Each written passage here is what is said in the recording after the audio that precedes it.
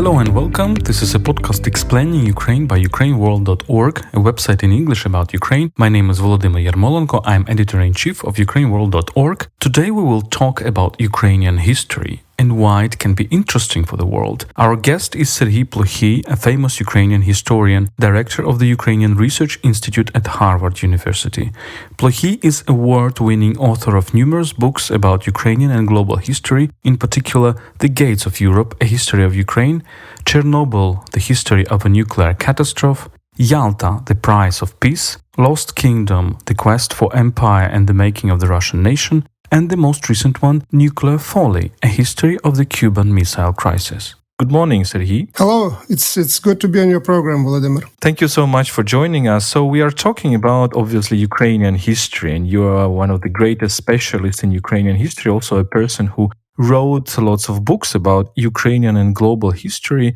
So, viewed from the global history, what are the leitmotifs of Ukrainian history? Can we find some, constant topics? For example, maybe fight against empires or Republican democratic political culture? What do you think? Well, this is an excellent question. Thank you, Volodymyr. And the question that I asked myself more than once, in particular when I started to write this general survey of Ukrainian history that appeared as The Gates of Europe. And the task was really how you put together in conceptual terms the history of the country, of the region, of the people, of the territory that goes through not just centuries, but more than one millennium. And the fight against the empires is certainly a very important part of Ukrainian history, certainly of the modern and parts of early modern period. But if you look earlier, what is today Ukraine is the center of another empire, which is Empire of Kiev and Rus. So from that point of view, right away, either you exclude Kiev and Rus from the history of Ukraine, or you include it, and then the fight of the empire somehow becomes a more limited concept. So at the end, I really relied on very old approach to writing of history, putting the elements of geography into the center of my understanding of Ukrainian history. And geography meant the location of Ukraine and the societies that lived on that territory on a number of borderlands. It was the frontier between the steppe areas and the settled, the wooded areas, which were settled areas that were the homeland of the Slavic tribes. There was also a frontier between, a little bit later, between Eastern and Christianity and Western Christianity. So I at the end, I decided that something that really would work for Ukrainian history in this longue durée approach to it is looking at Ukraine as a quintessential borderland and going beyond the paradigms that existed before in terms of Ukraine or Poland or Hungary as antemurale against the East, but on contrary, looking at this area as the meeting place of different peoples, civilizations, cultures, languages, which meeting there really create a very unique society, a very unique quality, which is known to us as Ukraine. We are really inherited all that richness of the region. But that was my solution. Again, I certainly I'm very sure that there are other wonderful ways of looking at Ukrainian history, but that was my approach and still continues to be today. I think this is very interesting, and the very concept borderland or big frontier is very interesting. But compared to some other cultures, can't we name, for example, Poland also a kind of a borderland between Eastern and Western Christianity? Or can we name Britain as a kind of a borderland between settled Europe and the Atlantic? So can't we apply this approach to any society? And if yes, what is the specific trait of Ukrainian history in this respect? Well, again, another great question. And the idea of the Ukraine as a borderland, first of all, is not new one. And again, some nuances are new. But the idea per se is not new, and it wasn't born in Kiev. Certainly, there is a history of looking at different societies in that way. But few really countries and regions can be defined specifically in those terms that I just characterized Ukraine. And this is the borderland between the settled areas and the steppe areas, which also turned out to be a borderland between Christianity and Islam. And then the borderland between Eastern and Western Christianity, which again has a long tradition. So Ukraine, from that point of view, is not absolutely unique, but there are features of Ukrainian borderland condition or the borderland history that are unique specifically for Ukraine, and maybe to a different degree to other countries as well. Tony Judd actually was writing about the Poles and Poland really taking pride of being this bulwark of Western Christianity.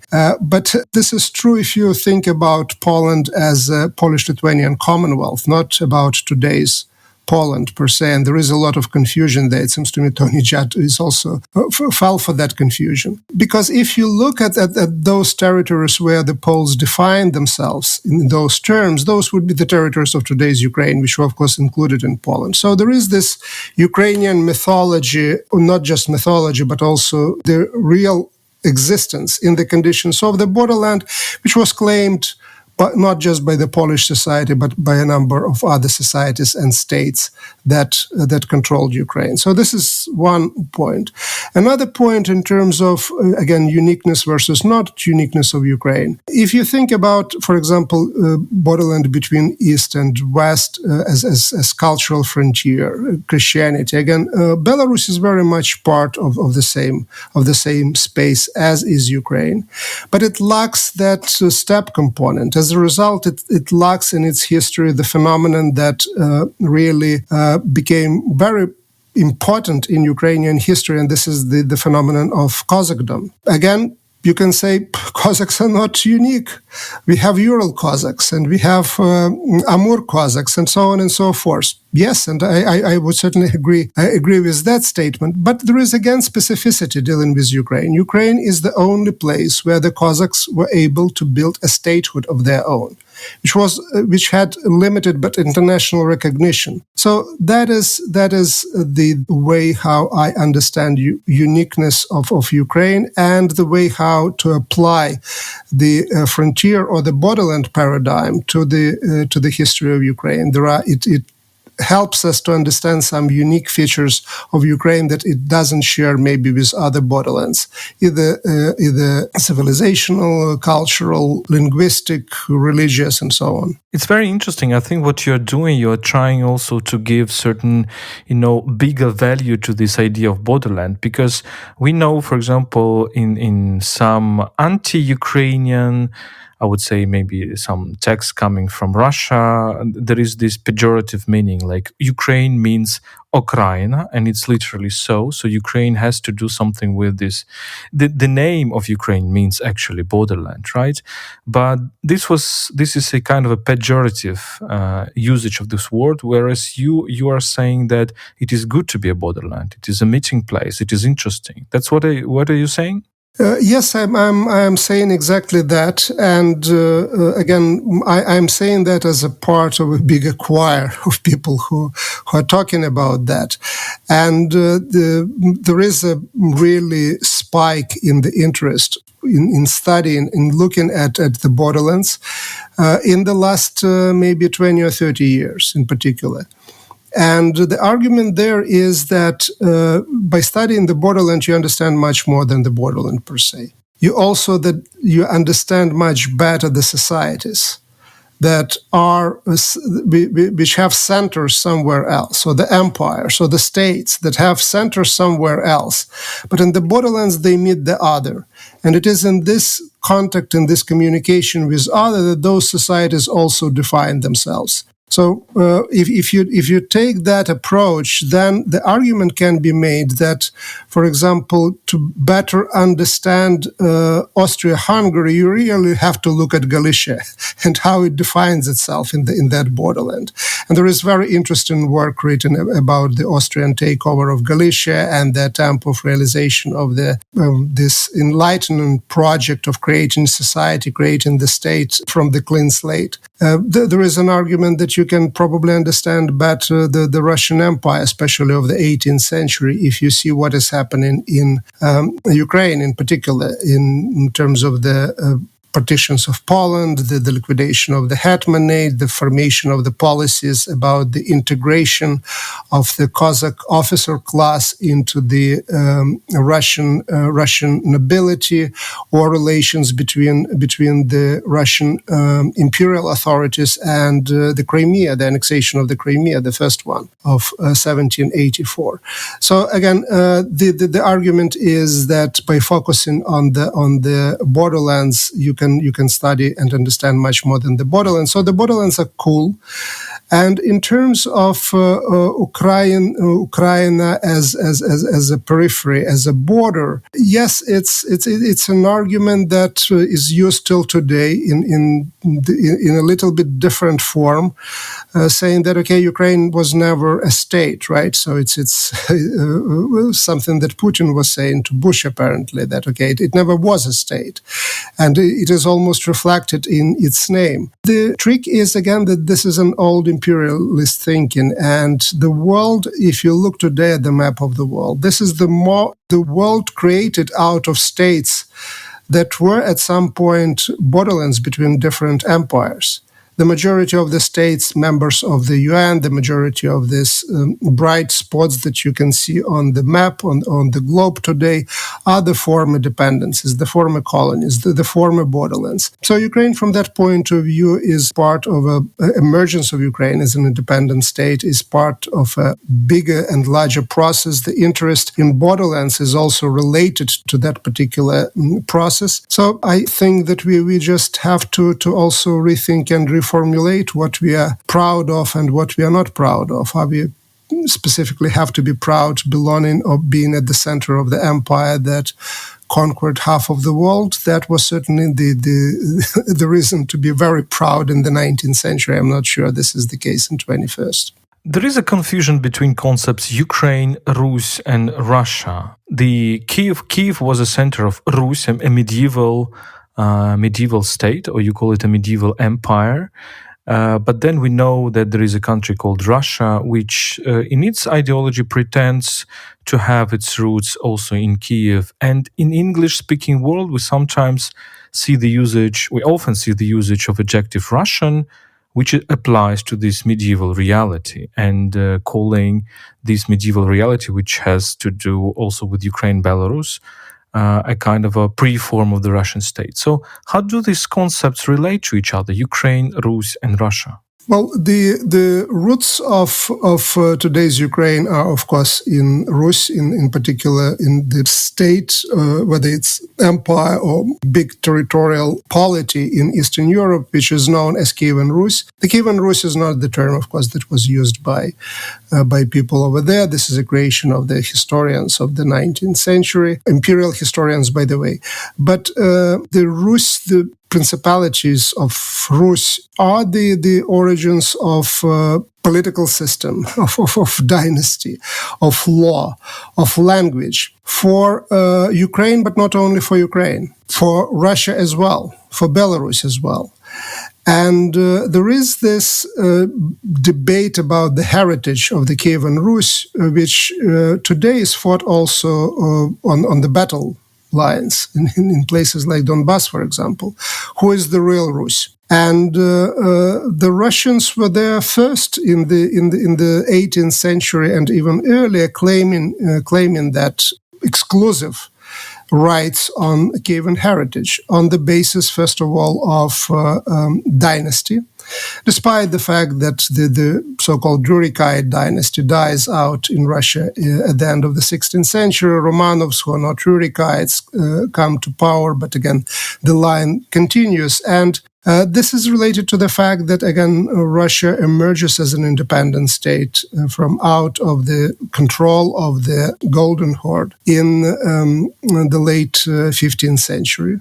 There are resources that put at the princely court, at the metropolitan's court, and then a patriarchal court later into writing chronicles and to producing that kind of mythology. And Ukrainians joined that debate relatively late in the 19th century with the rise of modern Ukrainian national movement and the discussion between Pogodin, Mikhail Pogodin, one of the leading Russian historians of the 19th century, and Mikhailo Maximovich, the rector at that time of newly formed Kiev University, is taking place in mid-19th century, where the discussion is whether the real ancestors of Ukrainians and Russians, where do they live? They called it Little Russians and Great Russians at that point. And Pogodin comes up with the theory that, well, the real Russians who lived in Kiev during the times of Saint Volodymyr, that they out-migrated to Russia. And the Kiev and Ukraine was populated by other groups, other tribes coming from the Carpathians.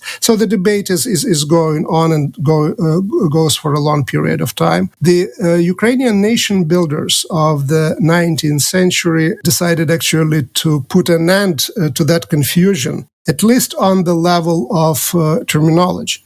So the term Ukraine was produced as the term to define this new national project that would include contemporary Ukrainian territories defined mostly by language and culture at that time. And then the one problem was solved, but another problem emerged of how you assure this continuity between the Rus of Kievan times and Ukraine of the 19th and 20th century. And the greatest Ukrainian historian of the 20th century, Mikhailo Hrushevsky, wrote a 10-volume history of Ukraine. The title of the history was The History of Ukraine, Rus, connecting these two terms and these two periods in Ukrainian history together. So again, there is certainly a little bit of a confusion is still out there, given that in English in particular, the perception of the history of the region was formed through the works, by reading works of Russian historians, Russian emigre historians. So the West was looking at that entire region through the eyes of Russia. It is changing since the fall of the Soviet Union. So now it's really, in the academic works in particular, you really can't see references to Kievan Russia. In the text written in the 70s or 80s, they would be still there. Kievan Rus is now the accepted term, and there is a major contribution that was made to that change of perception, to that shift by the founders of the Ukrainian Research Institute at Harvard University, in particular Igor Shevchenko and Omelian Pritsak, who really created the study of Kievan Rus as the discipline in the United States of America that didn't exist before. And from the very beginning, from the very foundations, that was not a Russo, in a sense, Russian-centric understanding of Kievan Rus. And that's how the field continues till today. Coming to today's reality, to contemporary world, let's talk about the 20th century. 20th century, obviously very difficult for many nations, including Ukraine. So what was similar? In which way Ukraine's history was similar to its neighbors, for example, in the 20th century, and in which way it was different and unique? Well, I already mentioned that Ukraine and Ukrainian independence in particular are part of a broader processes, world processes. And in the 20th century, I believe that the most important process is the process of the disintegration of the empires and the creation of nation states. Again, there are different ideologies associated with that, but it's defeat of the old empire and the rise of the new nation state, or the states that are trying to be nation states and try to nationalize. And so from that point of view, Ukraine is part of that broader process. There were 5 attempts during the 20th century initiated by different political forces in Ukraine to declare independence. The 5th and the last attempt succeeded. But that means that Ukraine was persistently knocking on the same door, and that is the door of nation state. Now, it was knocking on the door longer than others, and that's where the probably part of Ukrainian uniqueness lies, in a sense that door was just opening but not wide enough, then it would close again, then it would be just nailed down and not open at all. So this long struggle for Ukrainian independence is probably the uniqueness of Ukraine in comparison to our neighbors, including Western neighbors who were part of the Russian Empire, or partially were part of the Russian Empire, like Poland, for example, or Baltic states. It's not that their history of the 20th century was devoid of any drama and tragedy, but certainly they experienced more in terms of the independent existence or autonomous existence of their states than did Ukraine. So that is where the commonalities and where the differences come to the fore. Another issue which I want really to point to in terms of uniqueness of Ukraine, let's say, to Lithuanians and their road to independence, or the majority, I would say majority of the countries in former colonial spheres, in countries that were parts of the empires. Very few former colonies or peripheries that emerged as independent states shared with their masters, imperial masters, common historical mythology, elements of culture, and elements of language, as has been the case with regard to Ukraine and Russia. We already talked about the Kievan origins of Ukraine, but also Kievan origins of Russian self-identification, culture, identity, and so on and so forth. You can add to that elements of the existence of common high culture in the 17th and 18th century, common to a degree that there existed Church Slavonic, to a degree that many of the Russian imperial ideas, key imperial ideas, cultural ideas, were formulated by the alumni of Kiev Academy or rectors and professors of Kiev Academy like Feofan Prokopovich.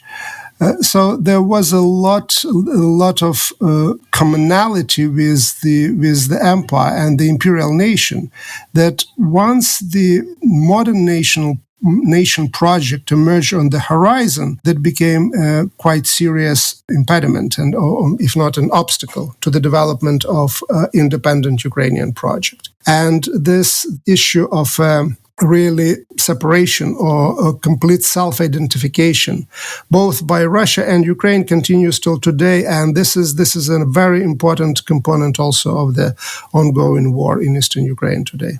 If we talk about another war, the World War II, which is a major event, tragic event in the 20th century, how can we approach the Ukrainian role and Ukrainian place in it?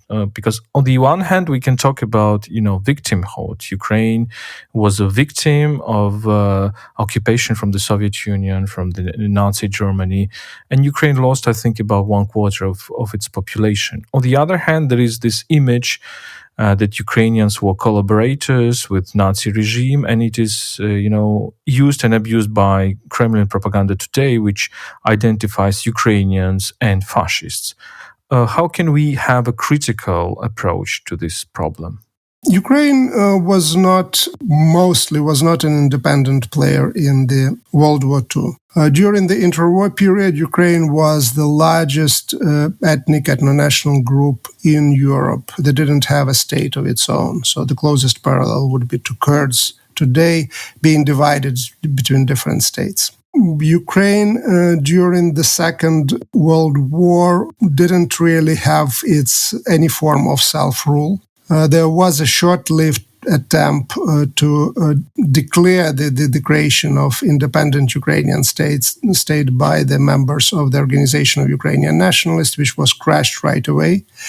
And that was the maximum of the kind of state existence or autonomous existence of any unit associated with any ideology in Ukraine during the Second World War.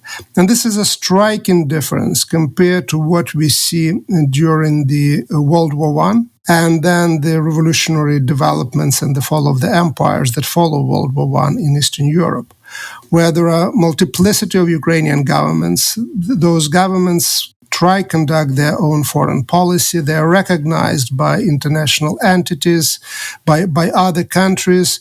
Again, they're not very successful. They don't last for too long. Some of them are dependencies like the Hetmanate.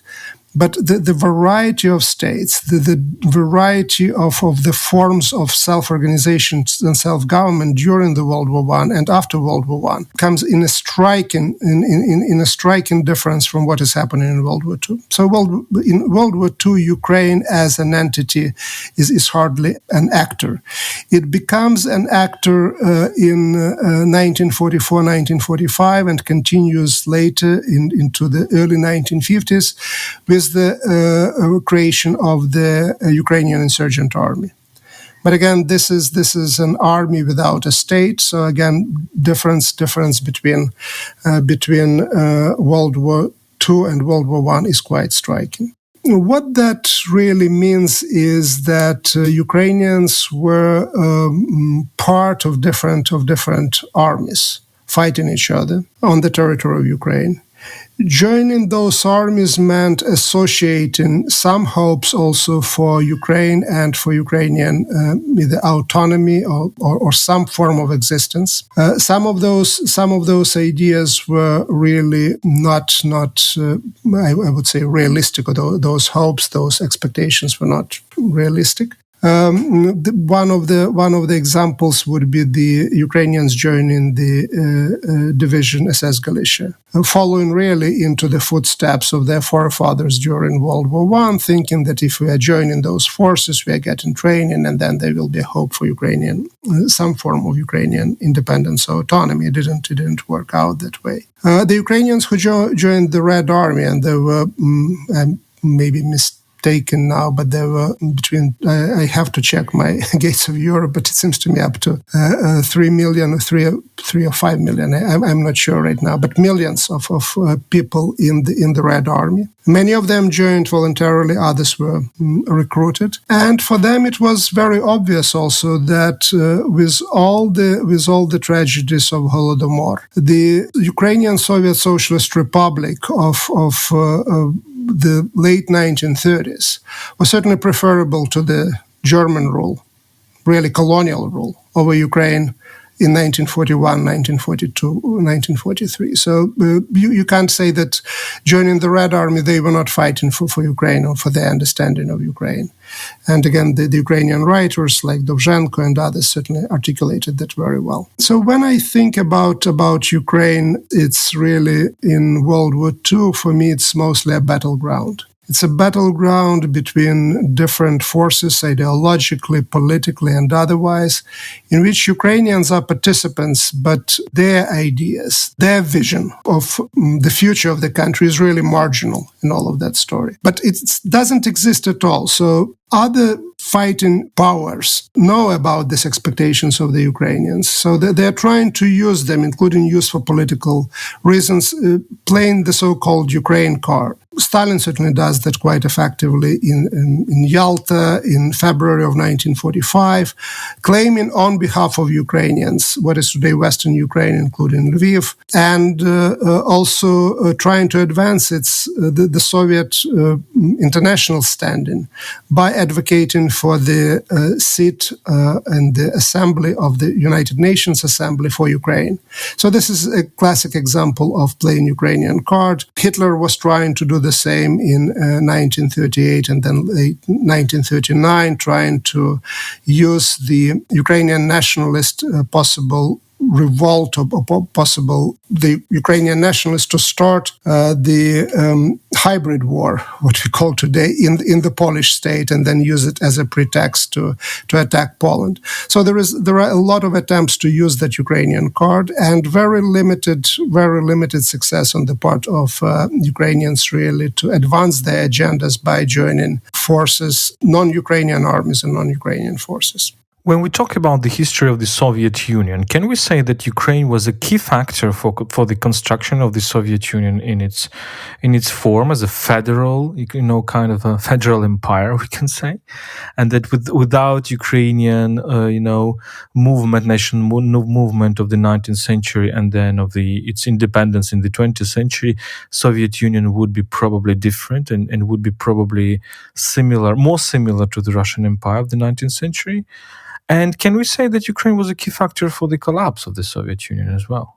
Yes, we can say yes on both counts, the formation of the Soviet Union and the collapse of the Soviet Union. Ukrainian story is central for both developments. Through the 19th century, the main headache for the Russian imperial authorities were Poland. So the Poles developed the sense of modern national identity before anyone else, including Russians in empire, were able to do that. We have two Polish uprisings in the 19th century, and we see Poland certainly living the Russian Empire first among its territories in the course of World War I and then immediately after that. But once Poland was gone, the main problem, the main headache for any authority in the center of the former Russian Empire, and the center, at least in terms of the capital, moves from St. Petersburg to Moscow. So the major headache became Ukraine. And the Ukraine and Georgia were at the center of these debates in 1921, 1922 about the formation of the Soviet Union. We see the vision of Joseph Stalin that really recreating a form of the Russian Empire under the name of Russian Federation and including other republics as autonomous units. And Lenin, who is at that time in fight with Stalin for control over the party, really uses the opposition that comes from Ukraine. It is articulated by the communists.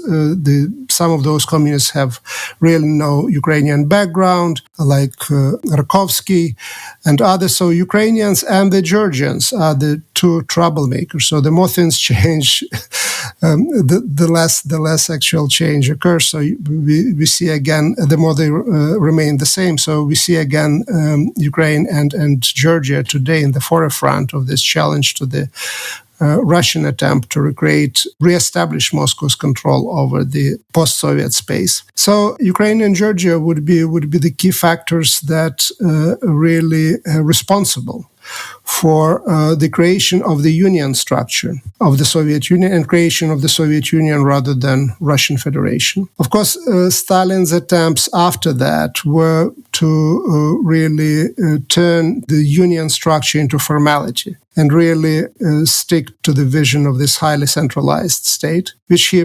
successfully implemented with some cultural rights given to the republics and given to the national republic. So being a Georgian himself, Stalin believed in nations, believed in the power of nationalism per se, but what he was prepared to leave to the republics were the elements of culture, and even those were, of course, controlled, and oppressions were there more than maybe anywhere else. But that autonomy that was there with culture, we can't find it in terms of the industrial development, in terms of the building of the armed forces, or for that matter, the foreign policy. So despite all problems and troubles that the Ukrainian culture went through during the Soviet times, the level of autonomy was there more than in other spheres of Soviet life, economic, political, and otherwise. So that is to address your question about the formation of the Soviet Union. In terms of the fall of the Soviet Union, Ukrainians vote in December of 1991.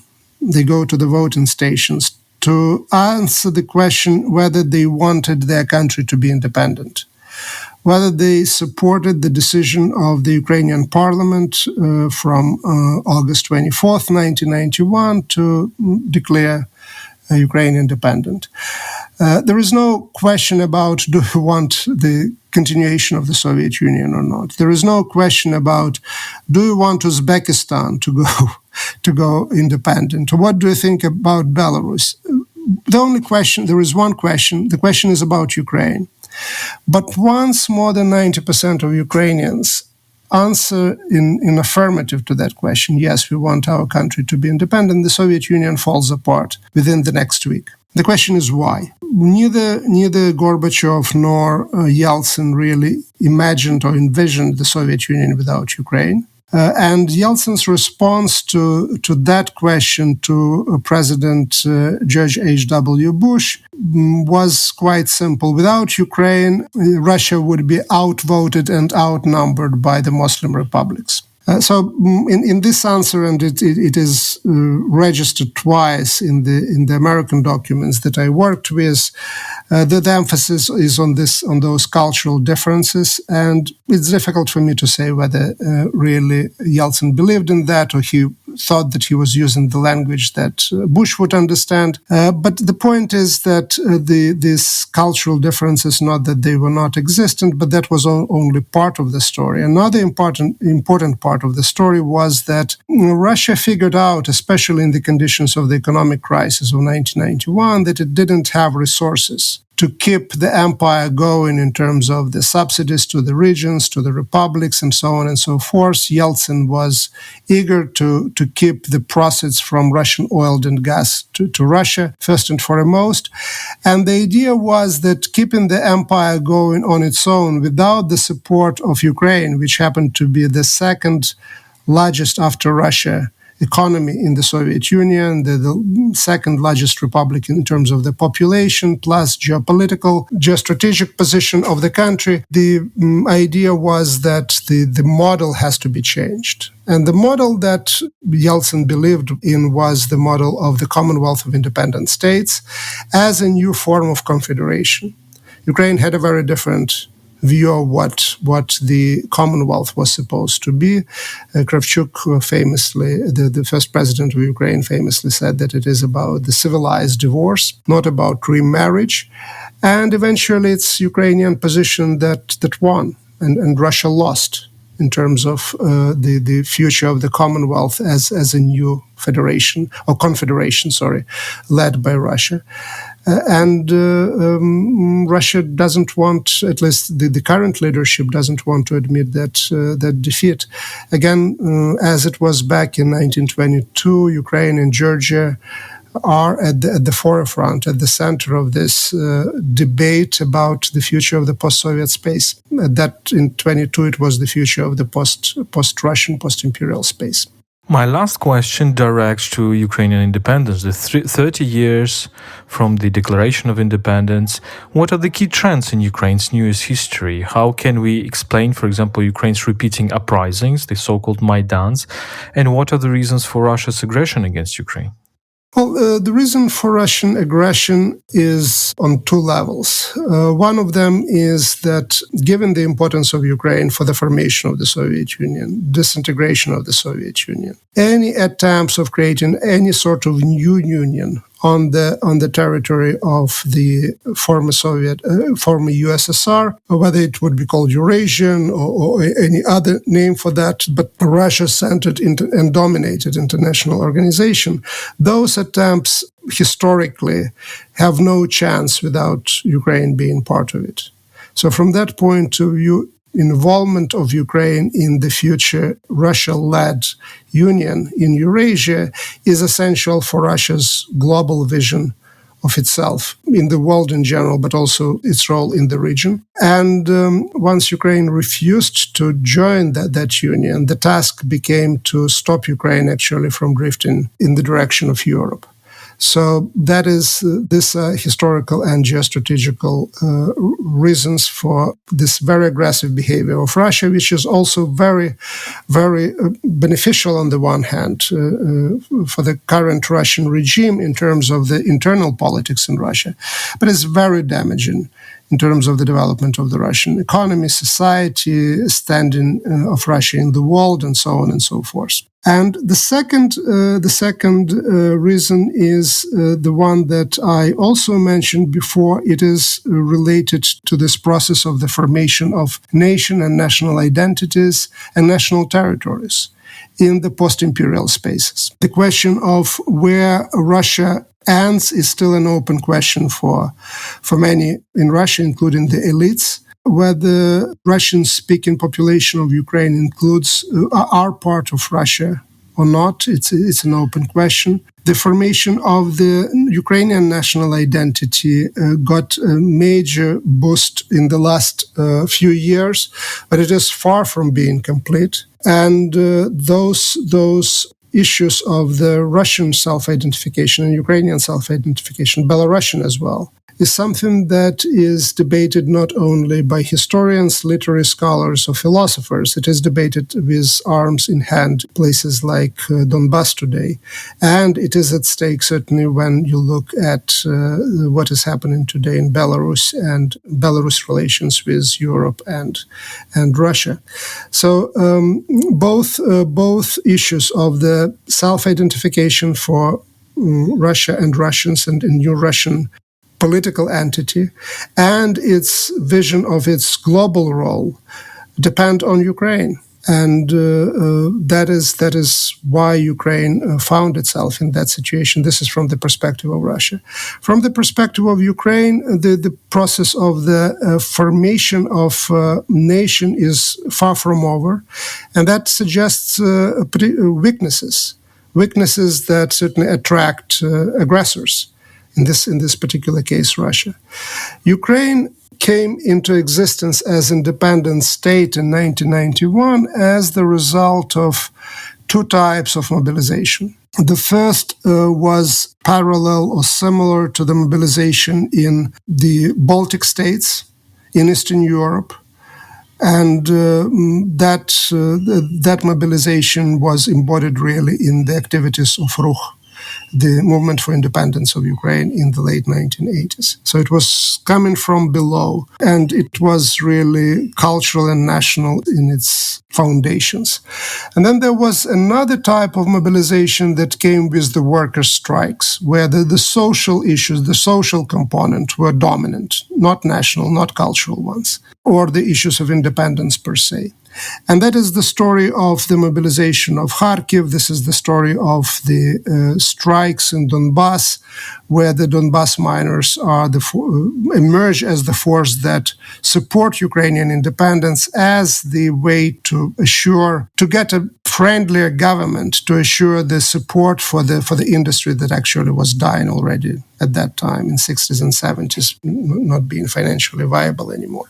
And these two types of mobilization really come out of different experiences of Ukrainian regions, which experiences are deeply rooted into history. Part of that history we discussed today, the division between empires, Russian Empire and Habsburg Empire, and we can add certainly the Ottoman Empire in the south as well. So this regionalism is an important part of Ukrainian story and Ukrainian cultural DNA as it exists today. And from that point of view, there are parallels with the early American history, where you see colonies which are united by this idea to stay away from Britain, but are divided also by different religious loyalties and affiliations. And in Ukraine, we have, instead of colonies, regions that are united by the idea of independent Ukraine, but are also divided by different historical experiences.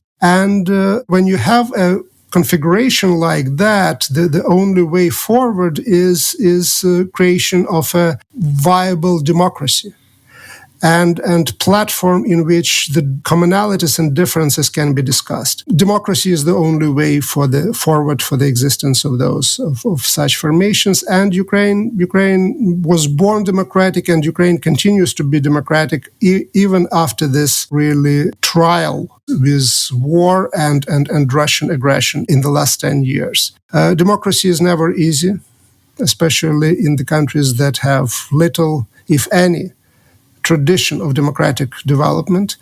And Ukrainians are not afraid to say that they disagree with this government or that government. So as a result, you get protests that start and go for a long period of time, really as street festivals, festivals of culture, without violence, being very peaceful, and then turning violent already in the last 10 years. As part of also not just processes, internal Ukrainian processes, but also foreign interference. So I'm very positive in terms of the democratic development of Ukraine, especially in the long run. But in the short run, of course, we have a lot of challenges, both inside of the country and outside. Thank you very much. It was a fantastic interview, fantastic conversation. Our guest today was Serhii Plokhy, famous Ukrainian historian, director at the Ukrainian Research Institute at Harvard University. So we are talking across the ocean. I'm in Kiev and Serhii is at Harvard University. Read his books, especially The Gates of Europe, History of Ukraine, but also other magnificent books, which basically cover many centuries of history of Eastern Europe and not only. Thank you so much, Serhii. Thank you, Volodymyr. It was a pleasure. This was a podcast explaining Ukraine by UkraineWorld.org, a website in English about Ukraine. My name is Volodymyr Yermolenko. I am editor-in-chief of UkraineWorld.org. Subscribe to our podcast on SoundCloud, Google Podcast or Apple. Follow us on social networks, Facebook, Twitter and YouTube, and stay with us.